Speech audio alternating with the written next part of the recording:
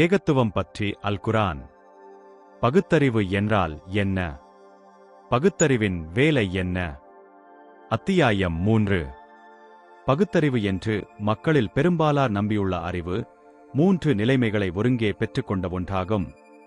பகுத்துணரும் அறிவு இருத்திரையிற் சிக்கும் போது, வஹமு பேதபுத்தி என்றும் ஒளித்திரையிற் கட்டுண்ணும் போது, நுண்ணறிவு என்றும் இவ்விரு திரைகளிலிருந்தும் நீங்கும் போது நூர் என்றும் பெயர் பெறுகிறது.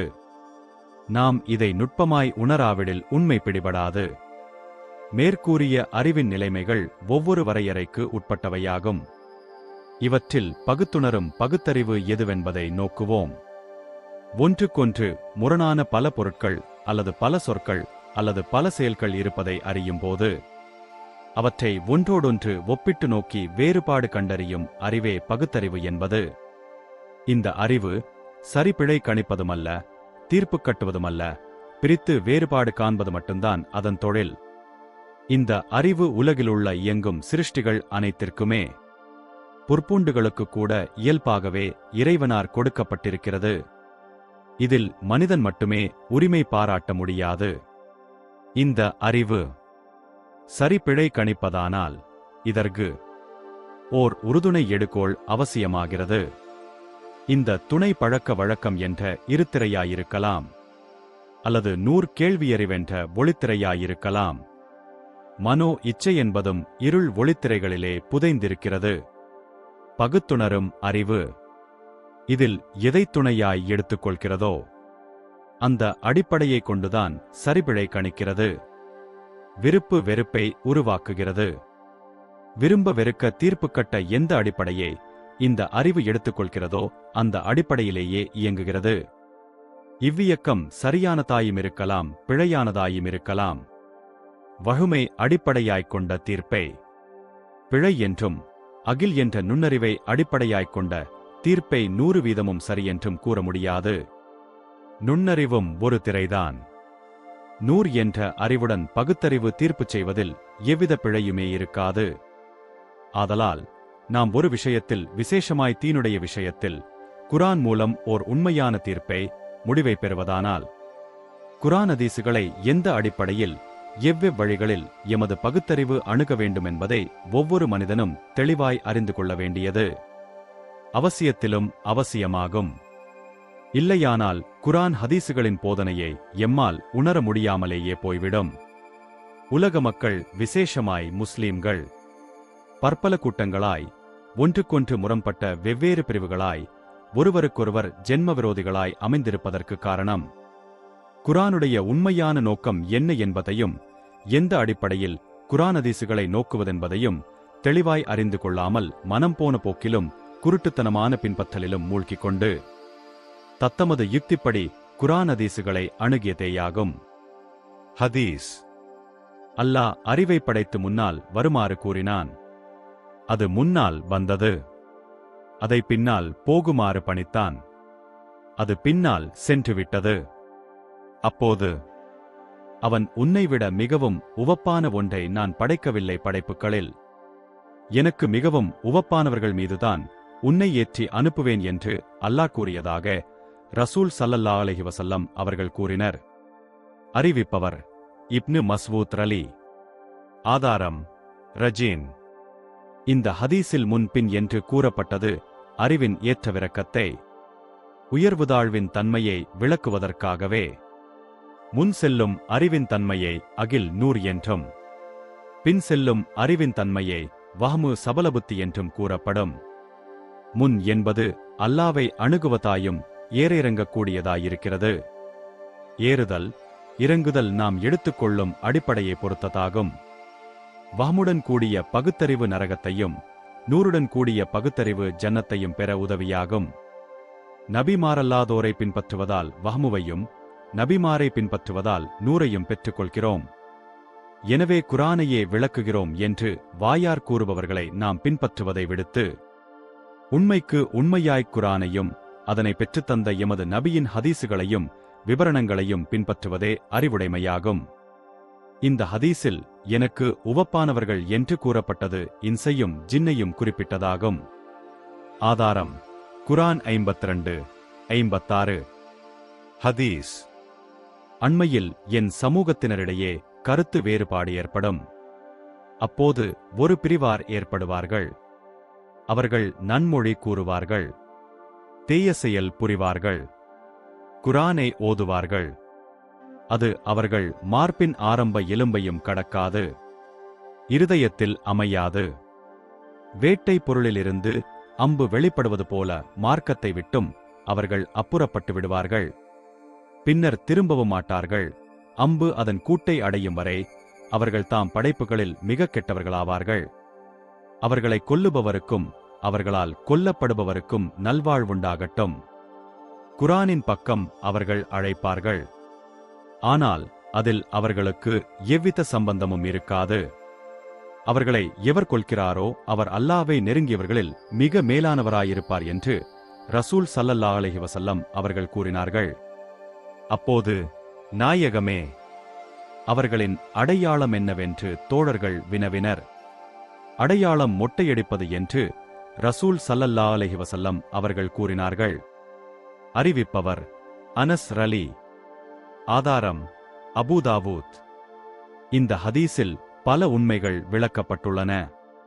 இன்றுள்ள வஹாபிகளில் ஒரு பிரிவார் ஷேக்கிடமிருந்து பையத் தீட்சை பெறும்போது தலைமுடியை மொட்டையடித்துக் கொள்வதாக நாம் அறிகிறோம்.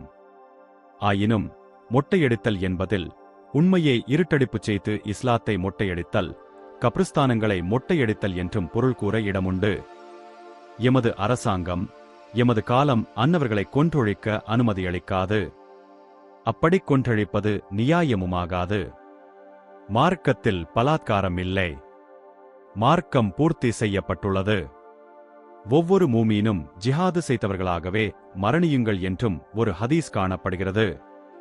இதன்படி மூமீன்களாகிய நாமும் ஜிஹாது செய்யத்தான் வேண்டுமென்றால் நமக்கு இலகுவானதொரு வழி அவர்களது கருத்துக்களை குரான் ஹதீசுகளின் அடிப்படையில் பேச்சு மூலமும் எழுத்து மூலமும் எதிர்த்து போராடுவது மட்டுமே.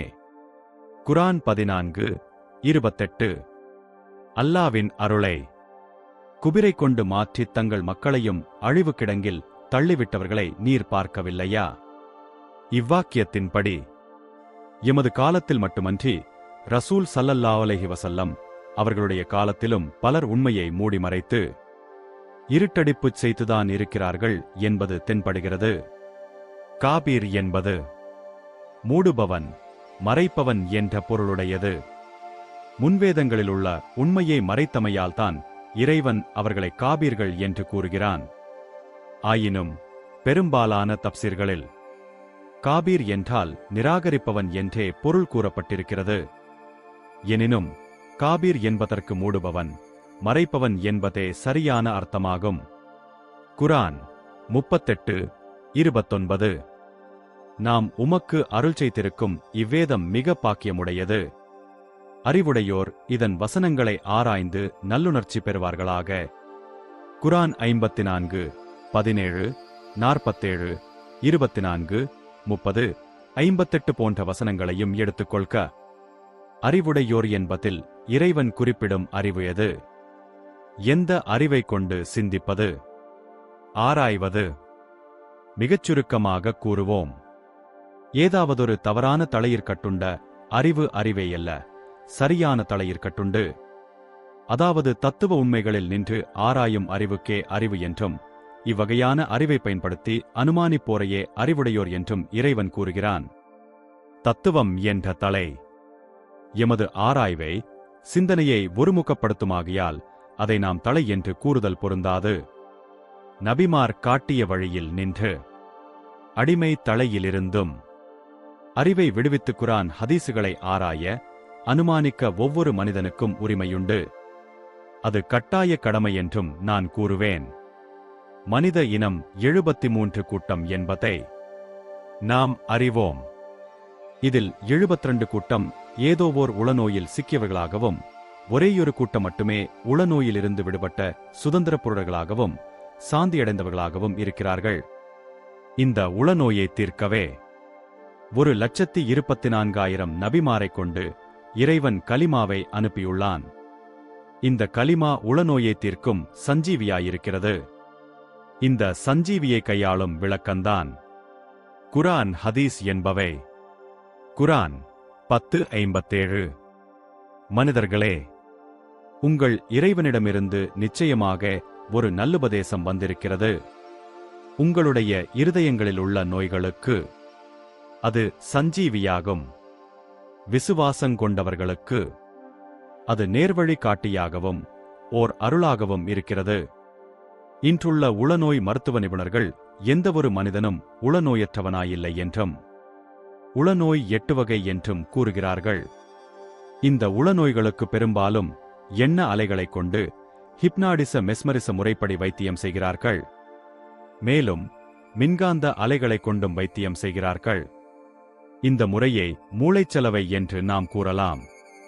ஆனால் நாம் காட்டிய ஆயத்தில் எல்லா உளநோய்களுக்கும் சஞ்சீவி ஒன்றே என்று அறிவிக்கப்பட்டிருப்பதால் மனிதனுடைய எல்லா உளநோய்களையும் கலிமத்து தெய்பா குணப்படுத்தும் என்பதை அறிகிறோம். எனவே கலிமத்து தெய்பாவின் விளக்கவுரையும் ஆதார நூலுமான குரானை அணுகுவதானால் கலிமாவை கொண்டே அணுக வேண்டும் என்பதும் புலப்படுகிறது. கலிமத்து தெய்பாவை விளங்கிக் கொள்ள தெளிந்த பகுத்தறிவும் ஆராய்வும் வேண்டும். எனவே குரானை அறிவைக் கொண்டு அறிய முடியாதென்பதும் குரான் அறிவுக்கு முரண் என்பதும் குரானுக்குச் சரியான யுக்தியின்படி தீர்ப்பு கட்ட முடியாதென்பதும் வஹ்மு என்ற பேதபுத்தியின் பிதற்றலாகும். மனிதனால் விளங்க முடியாத ஒன்றை இறைவன் வேதமாய் அனுப்பமாட்டான். அரபு பாஷைதான் குரான் விளக்கத்திற்கு அவசியமென்றால் அபூஜஹில் கூட ஈமான் கொண்டிருப்பானே. குரானுக்கு புர்கான் என்றொரு பெயருண்டு. பிரித்தறிவிப்பது என்பது அதன் அர்த்தம். பிரித்தறிவிப்பதெது? அதுதான் பகுத்தறிவு. இந்த பகுத்தறிவு கலிமாவை அடிப்படையாகக் கொண்டு குரானை அணுகுமானால் அவ்வறிவும் மஹ்கூல் என்ற உண்மையான யுக்தியேயாகும். குரானில் சுமார் 70 இடங்களில் தொழும்படியும் சுமார் 340 இடங்களில் சிந்திக்கும்படியும் இறைவன் கூறியுள்ளதை நாம் அறிவோம். அப்படியானால் சிந்திக்கும் அறிவுடைய மனித யுக்தியினால் குரானை விளங்க முடியாதென்பது விதண்டாவாதமல்லவா? மனித அறிவுக்கு விளங்காத எந்தவொரு விஷயத்தையும் மனிதன் ஏற்றுக்கொள்ள மாட்டான் என்பதை அறிந்த இறைவன் மஹகூல் யுக்தி, மன்கூல் வேதவசனங்கள் என்ற இருமூல பிரமாணங்களில் முதலிடம் யுக்திக்கே என்றறிவிக்கின்றான். யுக்தியினால் உண்மையை உணராதவன் குரான் ஹதீசுகளை ஏற்றுக்கொண்டதாய் வாதிடுவது ஏமாற்று வித்தையாகும். நாம் முன்பு காட்டிய ஹதீசுகளில் சுட்டிக்காட்டப்பட்ட யுக்தி என்பது வஹ்முவை நோக்கியதாயும் குரானில் கூறப்பட்ட ஆராயும் யுக்தி அகிலென்ற நூரை நோக்கியதாயும் இருக்கிறது. பிரித்துக் காணும் இப்பகுத்தறிவு தவறான வழியை பின்பற்றலில் எடுத்துக்கொண்டால் வஹ்மு என்றும் சரியான வழியை பின்பற்றலில் எடுத்துக்கொண்டால் அகில் அல்லது நூர் என்றும் பெயர் பெறுகிறது. வஹ்மு மூடர்களின் தலையிலும் அகில் அறிஞர்களின் தலையிலும் இயங்குகிறது. நபிமார்களின் தலை உண்மையில் தலையேயல்ல, அறிஞர்களின் தலையில் மாட்டிக்கொள்வதும் இரவல் மூளையை எடுத்துக்கொள்வதாகுமே என்று நீங்கள் கூறலாம். ஆம், அது இரவல் மூளையேதான். ஆனால் அதை நாம் ஏன் எடுத்துக்கொள்ள வேண்டுமென்றால் நபிமார்களான அறிஞர்களிலிருந்து வெளியான உண்மை என்னவென்பதை நாம் அறியாதவர்களாகவும் நபிமாருக்கெதிரான முஸ்ரிக்குகளான அறிவெளிகளின் கொள்கையை தெளிவாய் அறிந்தவர்களாகவும் அதிலேயே ஊறியவர்களாகவும் இருக்கிறோம். நாம் பகுத்தறிவை முறையாய் பயன்படுத்துவதானால் நபிமாரின் கொள்கை என்னவென்பதை அறிய வேண்டும். அதன்பின் நபிமார்களினதும் நபிமார்களுக்கெதிரானவர்களதும் கொள்கைகளை ஒன்றோடொன்று ஒப்பிட்டு நோக்கி அகிலென்ற அனுமான அறிவின் மூலம் உண்மையான ஆதாரங்களைக் கொண்டு தீர்ப்பு பெற வேண்டும். அப்போதுதான் எம்மை நாம் புத்திஜீவிகள் என்று கூற முடியும். ரசூல் ஸல்லல்லாஹு அலைஹி வஸல்லம் அவர்கள் எம்மை விட்டு சுமார் 1410 வருடங்களுக்கு முன்பே மறைந்து விட்டார்கள். அவர்களுடைய தோழர்களும் எம்முடனில்லை. ரசூல் ஸல்லல்லாஹு அலைஹி வஸல்லம் அவர்களின் மூலம் எமக்கருளப்பட்ட வேதம் என்று நம்பியிருக்கிறோம். அந்த வேத நூலில் மனிதருக்கு வேண்டிய சகல விஷயங்களும் அடங்கியிருப்பதாயும் எமது தர்க்கங்களுக்குரிய சரியான தீர்ப்புகள் கூறப்பட்டிருப்பதாயும் அறிகிறோம். குரான் 16:64. அன்றி நபியே, இவர்கள் எவ்விஷயத்தில் தர்க்கித்துக் கொண்டார்களோ அதனை தெளிவாக்குவதற்காகவே இந்த குரானை உம்மீது நாம் இறக்கி வைத்தோம்.